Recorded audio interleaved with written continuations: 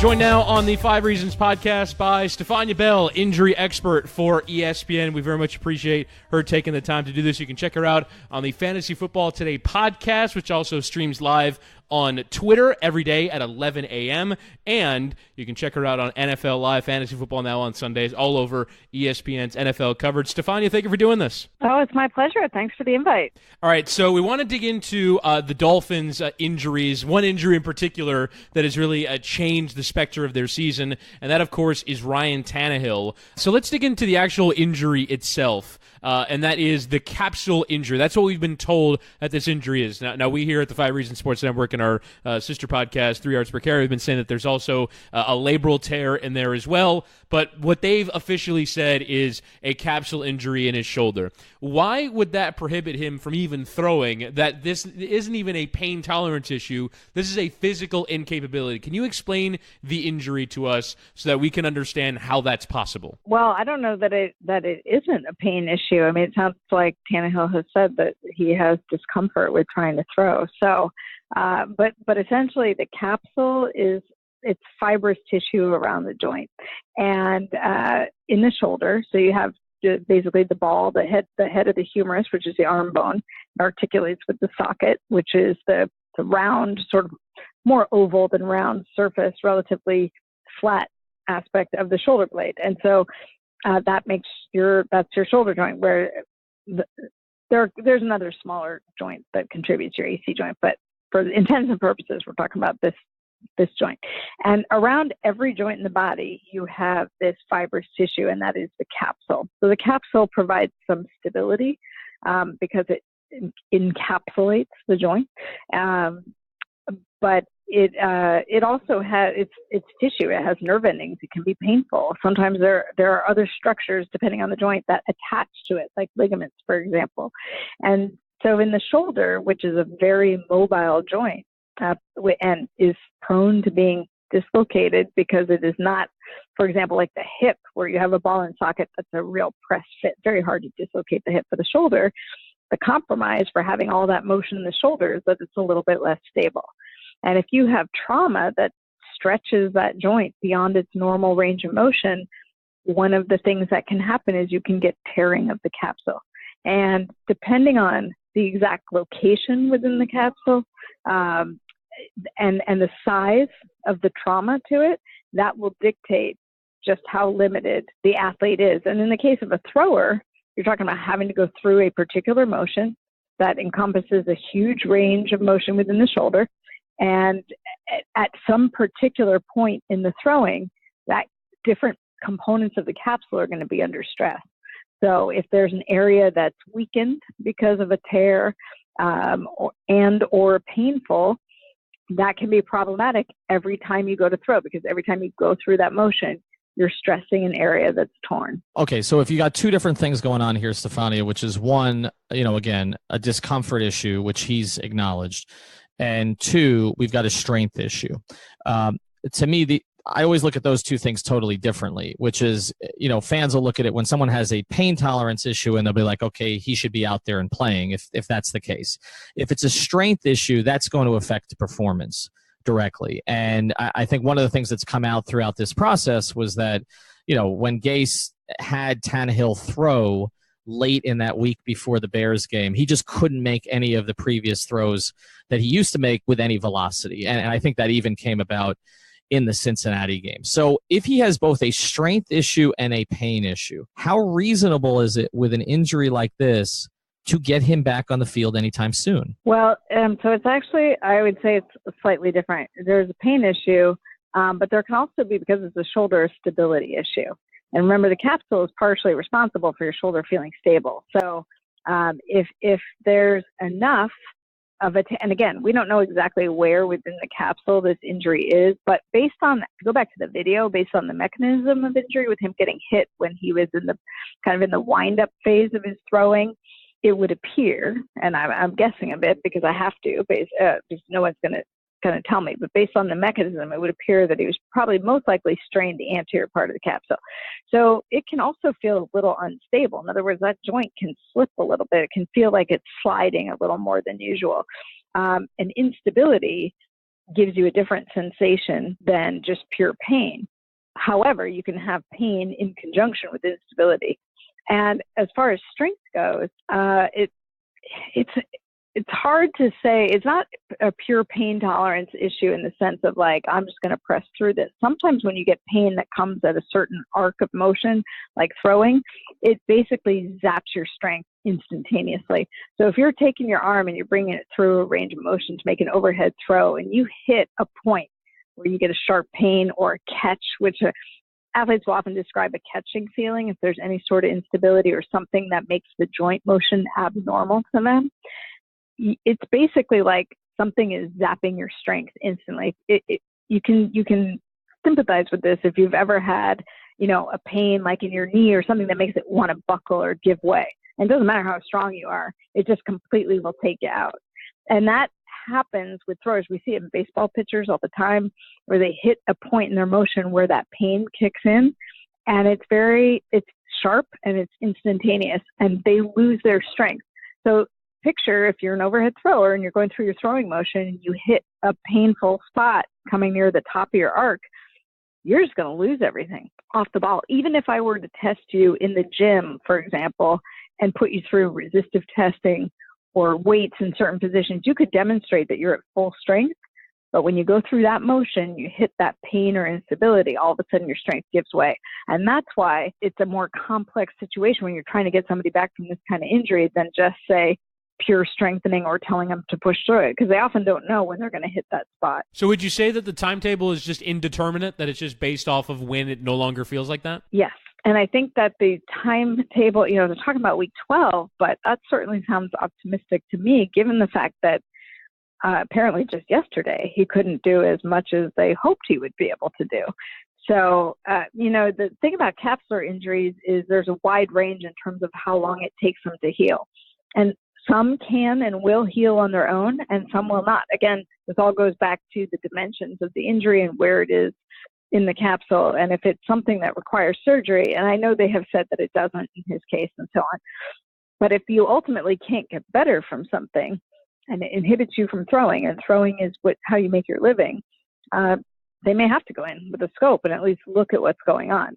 Now, for guys who are just recovering and letting it heal, if you will, to come back, a 4 to 6 week recovery is not completely out of the realm of normal, but that might be just to get to the point where you can start to make throws. That may not be to where you're fully functional to perform as an NFL quarterback. So I think the timetable is optimistic.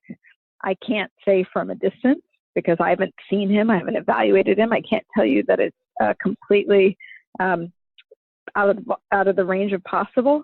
But given how limited he still is and the fact that he's still experiencing the discomfort he is when throwing, it sounds optimistic. Yeah, and there's one other element to this, too, that I wanted to bring up. Our guys at 3 yards per carry kind of touched on this in their last podcast, but Ryan is a big believer in kind of homeopathic type therapy. Mm-hmm. We saw it with the ACL injury. Yeah. With the ACL injury. And I know that was a bit of an issue at the time with the team. And, the team wanted him to go in and get it done, and he wanted to go this other direction.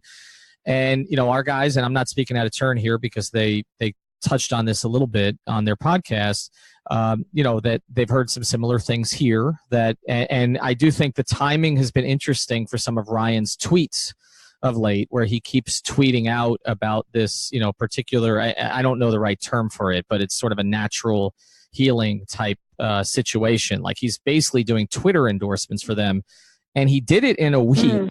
He did it in a week when the stuff about his shoulder started to leak out, which we found the timing to be really odd there. So maybe it's just completely circumstantial, but I looked back and he hadn't done it in quite a while. And then all of a sudden the shoulder stuff's going on and he's tweeting about kind of non-conventional methods. I'm just curious from your experience dealing with athletes and relationships with teams, how often is it that the team's preference for a course of action is different from the athlete's preference for the course of action of treatment? Yeah, it's a great question. I don't know that I can give you a number to quantify it. I do think, obviously the CBA has that in place. Athletes are free to get other opinions. And I would just say from the medical perspective, you talk to team physicians, and they're happy when they seek other opinions. At least the ones who are worth their salt are happy because they want the athlete to feel like they have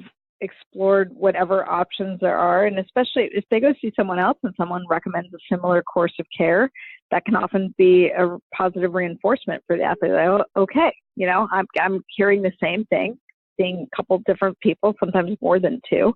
The rule is basically that they have it in place so they can get a second opinion if they choose to seek a third or a fourth or what have you, then that's out of their pocket. But people welcome that because it's a good discussion point and you want the patient to be informed. That being said, sometimes if it's something completely outside the course of what's supported by science or what we call it evidence-based practice, if there's something that's really outside of that, it does become difficult. And I've certainly seen cases where athletes are open to trying things that are untested, unverified. I mean, if you just go to something as simple as supplements and some of the things guys will take for all the care they take of their body, I'm shocked at how they're willing to sometimes try supplements that, they haven't had lab testing to prove that what's in them is what is claimed to be in them and so on and so forth. But so I think it's not that they seek different opinions. It's a question of what kind of opinions are they getting? Are they things that are supported by science? And, there's certainly a lot of different philosophies. There's a lot of people who believe in Eastern medicine and the approaches might be very, very different. A lot of athletes who get acupuncture and, that's not necessarily something Western medicine oriented staff might provide, but it doesn't mean it can't be complementary and helpful. So I'm not really sure what all he is looking at or trying, but I'm sure there's discussion point around it. I will say this, the ACL situation surprised me because what we know about the ACL is it basically comes down to not whether it's a complete tear or partial tear. You hear that you hardly ever see truly a partial tear in ACL. It's more of an MRI diagnosis than a true operative diagnosis. And it's also functionally, if you have enough damage to your ACL that your knee is unstable, then you need to have it repaired. If you are a professional athlete playing football, knowing that you need to have a stable knee. And if you don't, it's just not going to heal itself. It's not going to happen. And so for him, when he opted to rehab it without, again, he's not someone I've ever seen or evaluated. So I thought to myself, well, his knee must functionally be pretty stable for him to do that. But the concern was it may not take much for him to get to a point where he proves that this is not going to be successful. And it didn't. He came back and obviously we know how that ended. In the shoulder, there's a lot more understanding of why a thrower doesn't go for surgery right away. And surgery is not usually the recommended first course of action unless it's something completely traumatic, full thickness rotator cuff tear, complete dislocation with lots of trauma. Those are the kind of things where you might need surgery right away. But in most cases, you don't. And you want to try conservative care because the minute you operate on a thrower's shoulder, there are a lot of things that can happen that make it difficult to come back. And all you need to do is look at Andrew Luck and look at how difficult it was for him to return, even when he had a surgery that he believed he ultimately needed. So conservative treatment is not unusual with the kind of situation that Tannehill has, even if it doesn't work. It would still be the right first course of action. What would you need to see in reporting from, reporters on the ground, in the injury report for you to feel like, all right, Ryan Tannehill is going to be good to go? What signs do you think you need to see for him to make a recovery this year? Well, we just want to hear about his throwing, that it's improving. Ultimately, he's got to throw in practice, so we're going to see it or we're not going to see it. But, it's can he make the throws that he needs to make? Those things would basically tell you whether he's ready to come back or not. The problem is going to be once you get into a game situation, you certainly can't prevent him from getting hit again in the way that he did. There's no way to say that this will not be a problem again. Even if he returns and at the time looks, feels great, sounds great, all of that, if he were to fall, for example, and land on his elbow or his shoulder and stress that particular area of the capsule again, it could be problematic enough to send him out for the rest of the season. Certainly if he gets hit while he's making his throwing motion in a similar fashion, and it's kind of unusual. It'd be hard to simulate that exact hit again, but it might not take something as dramatic to cause a setback. So even if he comes back and looks fantastic, I would not say that he's out of the woods. He really will need the benefit of an off season. I kind of think there are three scenarios. One is that he doesn't come back at all. He just can't get throwing right, and this proves to be too problematic for him to return. One is that he comes back, he's functional when he returns, but either due to the repetition of throwing again or taking a few hits or taking one big hit that becomes problematic, then that forces him out. And the third is that he comes back and he's fine.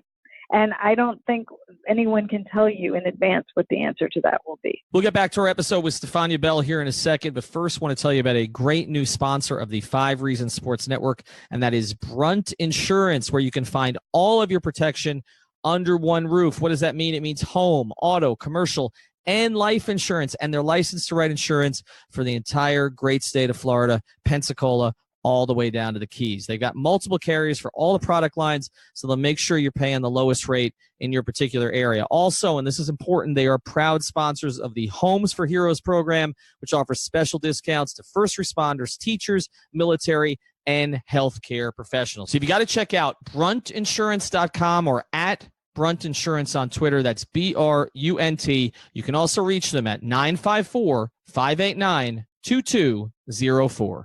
The Dolphins are actually fined for the way that they handled this injury.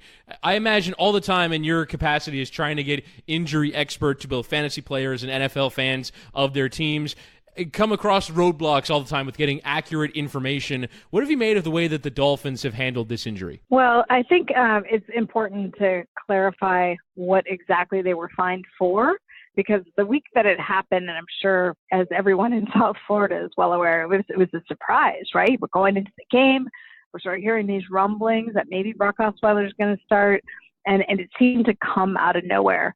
And part of the reason it came out of nowhere is because nobody really knew about it until Tannehill showed up as questionable after Friday's practice. And it turns out that on Thursday, the day before, he had actually been limited in practice. Brock Osweiler got some of the first team reps, and Tannehill missed some of those reps, yet he was listed as a full participant. So naturally, the reporters who cover the team, if they had seen after Thursday's practice report that he had been limited, it might have prompted them to ask Adam Gase about that in their session with him on Friday.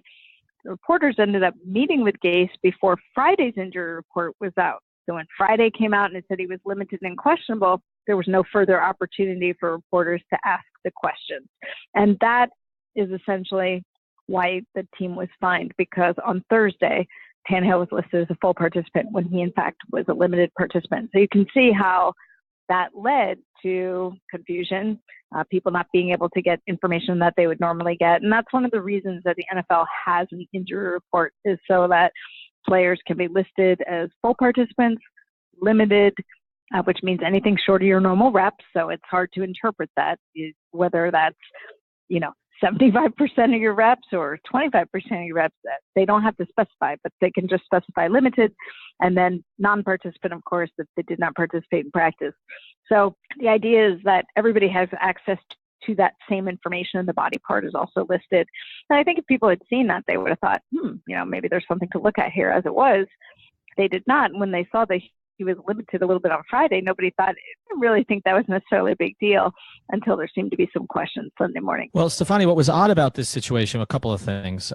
First thing, I think that investigation based on Albert Breer's reporting actually started because the Dolphins put Tannehill down as questionable rather than doubtful. And I know this personally because the Dolphins were not happy with us as a network, because on Saturday night when we got wind that he might not play, I used the wording doubtful to say about his status when I guess I could have said not likely to play, because that's not a technical injury report term, but we had basically heard there was no chance he was playing on Sunday morning. And so according to Albert's reporting, what basically happened there was that they started the investigation because of that, but didn't ultimately ding the Dolphins because of that. They dinged them because, as you mentioned, the practice report, we're now 5 weeks into this. Before every game, we've reported as a network that Tannehill's not going to play. Before every game, Gase has sort of equivocated about it. Even at one point, I found a story from October 18th where he said Ryan can throw if he wants to. Now, that's like almost 4 weeks ago. That, basically was just not being forthright about that. And now, so I guess what's happened here is we're at a stage where I don't know that the fans believe anything that's coming out of there about Ryan, right? Because every week it's, it's not the whole truth. And we're constantly reporting he's not going to play. And they're constantly sort of leaving it open, saying he can throw if he wants to. He's throwing with his left hand. He's throwing bean bags. He's in the circus. I mean, he's doing all these different things except actually throwing a football without pain beyond 7 yards. So when a team is doing that, when it's extending this long, is that just that they don't know? Or is what your experience with teams, is it more so there's some other motive that they don't want the information getting out there, whether it's a preparation issue, whether it's freaking out the fans, whatever it is, that they just don't want the reality getting out to the fan base? I think it's often a combination, but it really depends on the profile of the team. And I've talked about this on our show a lot. There are teams that, I'll give you an example. Atlanta Falcons, really forthcoming. Dan Quinn just doesn't waste a lot of time. And he tells you on Friday how the players are looking, who's likely to play. His routine is pretty straightforward.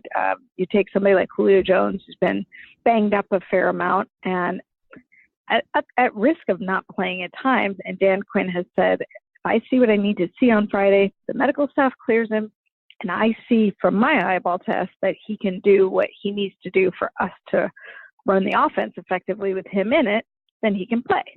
And so there's really not a whole lot of question. Even if he says, like, we feel good about it now, we still have to test him on game day, you at least get that. So you have teams that do that. And then you have teams like the Detroit Lions, who all they will say is, check the injury report. Like, it is like a broken record. I mean, to the point of being rude, right? Because reporters have a job to do. So I feel like that's not fair either. And so there are sort of these two extremes. And then a lot of the teams operate somewhere in the middle, or they don't want to give it all away. And part of that is game planning. They don't necessarily want everyone to know, hey, this guy's not going to play, so that the defense they're facing knows how to game plan around that. But there's also an element of what you referred to where they just don't know. I mean, most injuries, people are, I always ask people, when you've gone to the doctor for something, or physical therapy, or whatever it is that you might be going for treatment, some kind of medical treatment, how often do they tell you, guarantee you this is going to be better in X amount of time, and you're going to return to 100% at this point on this day? I mean, that's just not how medicine works. So we have an idea based on the tissue involved, based on the nature of the injury, based on that particular athlete, based on their particular history, how something is likely to play out, and you can set a target, sort of a soft target, and when they'll return. But rarely, outside of a fracture taking about 6 weeks to heal, you really don't have an exact time frame. Everything's always fluid. And then if you get an injury that's at all sort of out of the realm of customary, something that's a little less usual and, maybe more complex, it's hard to give an exact timetable. So I think what happens is, in their effort to, shield the player a little bit, because they don't want the player being subject to questions every single day. And I understand this. Reporters going, so what are you doing today? What are you doing today? What are you doing today? Because it's really hard on the player when they're trying to recover. But also because they're trying to not give it away, so that they will try to parse the words a little bit. And sometimes in doing that, they say things that make no sense. They say things that are inaccurate, and it ends up blowing up on them a little bit. And in the case of the Dolphins, they really, as you said, they're sort of this game playing going on a little bit from Adam Gase. I think after the league did their investigation, the fine happened. It was amazing. All of a sudden, Ryan Tannehill was available to reporters. It seemed like there was more information that came out about what he was doing and sort of what the expectation is and what week they're targeting for his return. Whether that's reasonable or not, we can talk about. But I felt like once that happened, they were a little bit more forthcoming, and I have a feeling that going forward, the answers you get are going to be a little bit better. And the last part of that plays into this is he's due $18.5 million next year. And I just wonder how that plays in from both sides. From his side, do you want to go get surgery if you think you're going to get cut and then you're out on the open market? I mean, we just saw this. Someone we're going to ask you about here is Dion Waiters, who did not want to get surgery before the Heat signed him to a 4-year deal and then couldn't hardly play and then ultimately needed surgery and is still not back. And I just wonder if Tannehill will want to go, have surgery when he's got a situation where he may be a free agent next season. And from the team's perspective, obviously the injury plays into their decision whether to keep him for $18.5 million. I think with all of these decisions, the money plays into it. I know we want to transition to a couple more things while we've got you, Stephania. So let's go to the Heat and a couple of their players. I mentioned Dion Waiters. Dion had an ankle injury late in the 2016, 2017 season when he was playing really well. Ended up missing a few games. Didn't have surgery. Like I mentioned, gets a 4-year contract, tries to play through it, is kind of a disaster, ultimately has a surgery, is still not back. Is that customary for an ankle situation? I guess I'll start there. And, when you're dealing with a guy also who maybe gets out of shape, as we've seen Dion do when he's not there, how much harder is it to try to get back? Well, there's a few things. I mean, one is that his ankle injury, if he truly had, it's one thing, you're talking about two different issues here, because he had the ankle, essentially it sounds like a lateral reconstruction, but basically to help with instability that he had ankle, repeated sprains and so forth. So you're basically shoring up the ankle, if you will, reinforcing where those ligaments have been damaged over time from repeated sprains to give you more stability. But the other issue is they had this navicular fracture that apparently had been there, and that was repaired simultaneously. And the navicular is a really important bone in the foot and ankle, and it's problematic if that does not heal, or you end up having a major problem with that. It can end your career. Just ask Yao Ming. That was his injury. And so when you're talking about a repair there, and again, there's not always a ton of detail that's available, but that's typically, if they're going in and surgically going to address that, there's some bone grafting involved, and that takes months for the graft to take. You want to make sure that it's 100% healed before you're subjecting them to repeated loads. So you're talking about extending the recovery window substantially. I mean, Joel Embiid had this, and we know how much time he missed. So it's hard to know whether this is an issue of them, wanting to make sure that he's really fully healed through all aspects, both components of this surgery. And it's hard to say that you can stay conditioned when you're so restricted because you're allowing this injury to heal. So I can understand why he was reluctant to get it done, because the timetable was going to be extensive to begin with. And now I think you're seeing the fallout of that. This is a really long recovery, but at the end of the day, you want him to recover 100% before you go back, or you're going to find yourself in the same position of having to get a repeat surgery. And the other Heat player that we found interesting is James Johnson, who had sports hernia surgery back in May and revealed to the press that he was basically keeping a sports hernia away from the Heat because he wanted to keep playing and was playing through an obvious injury. I guess my question would be, how the hell can you play through a sports hernia, and how long is that recovery typically? So this is interesting to me because sports hernia, that term is disappearing somewhat from the sports medicine vernacular. At least Bill Myers, who's essentially the godfather of this type of surgery, and he's based out of Philadelphia, is trying to get us to change the way we reference it. Now it's being called, he's leading the charge, a core muscle injury. So if you've seen that terminology, a core muscle repair, you see it much more in football right now, at least that people are using that terminology.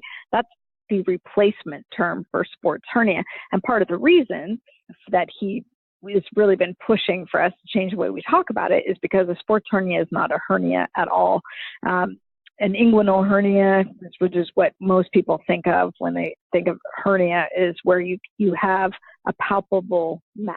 Like you have something that is basically, you have tissue that's herniating through somewhere in the abdomen or the groin.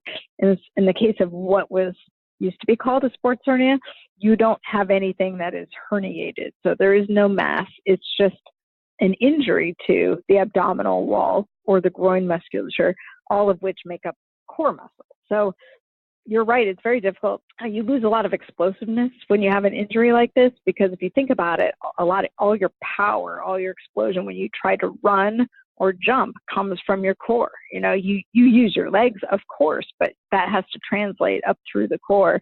And so if you have damage there, if you have an abdominal muscle that's torn, and not to be too graphic, but it's not just a tear in the wall. I mean, this is often torn away from the bone in the pelvis. And so it can be excruciating. And depending, again, these are present in a variety of ways. So kind of like we were talking about the shoulder capsule, where it depends on the size and the location, what have you. Similar thing with these type of injuries. Where is it? How big is it? And essentially what determines whether a guy can play is how much does it compromise his function. Is it something that's uncomfortable? He may not be playing at 100%. He may be playing at 75 or 80%. But he can still get through it. That guy's probably going to play and finish out the season. In some cases, you look at Nick Bosa in college, Ohio State, who basically he was done. He could not, because he could not run. He had zero power. So it will present different ways in different folks. Once you ultimately get it repaired, though, the recovery window, and again, variable one person to the next, but it can be anywhere from a few weeks to a few months. Typically, we see these guys return within 6 to 8 weeks. So knowing that he had this procedure at the end of May, I'm not sure we know the whole story. And I haven't seen where he had the surgery. I don't know if you guys know that, but I couldn't seem to find it. And when I was getting ready to talk to you guys, I couldn't seem where to find it. And so depending who's doing it, there are some differences in terms of the approach. But it is curious to me that he's having trouble and not back yet. And you don't know if it's just conditioning. Some guys will tell you, like, I could come back, but they don't feel quite like themselves until a year has gone by, because it just feels like it's so little tight, or they're getting used to the fact that they've had this repair. But for him to not be out there playing by now is honestly a bit of a surprise. All right, Stephania, last one for you, and then we'll let you go.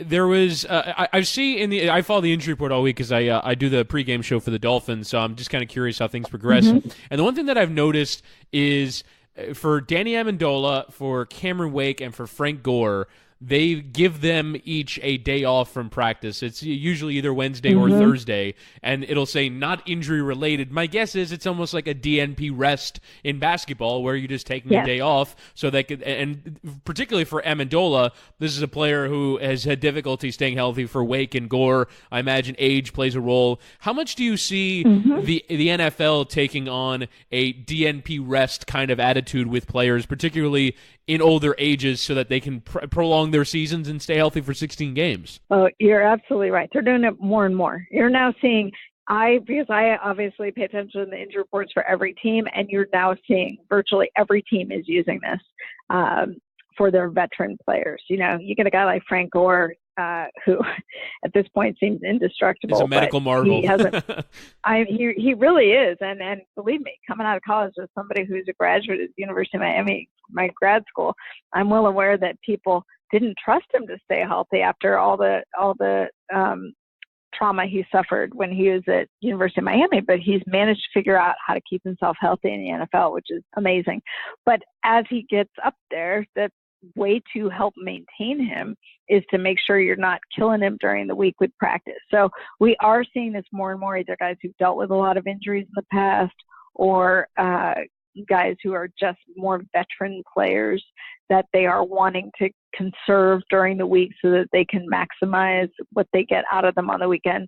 You're seeing a lot more, and you're exactly right. That's how it's qualified in the injury report. It will say not injury related. In other words, it's a rest day. They're not getting treatment per se for something, but they are not practicing because the team is opting to give them a day of rest. And I think it's smart. There's nothing, we're getting away from the days where it's, you just got to impress your teammates by going out there and doing something every day. And sometimes they have to make the players take that break. They know that with the way Frank Gore practices, if you talk to anybody who ever played with him, and they're like, that guy wants all the reps. He does everything in practice. He goes 100%. So the team's best way to manage him is to say, you're not out there on Thursday, or whatever day they opt to do, just to make sure that he's not overdoing it and that he does get that downtime. So I think it's smart. I think you're good. As we learn more about rest and sleep and nutrition and all these other things that factor into performance and recovery, I think you're going to see this utilized more and more. And it's smart.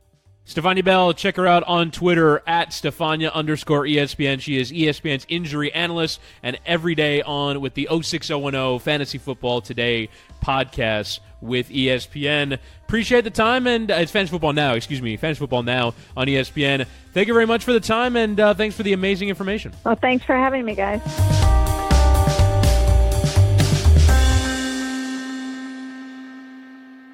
Thank you for listening to the Fire Ringer podcast. Thank you so much.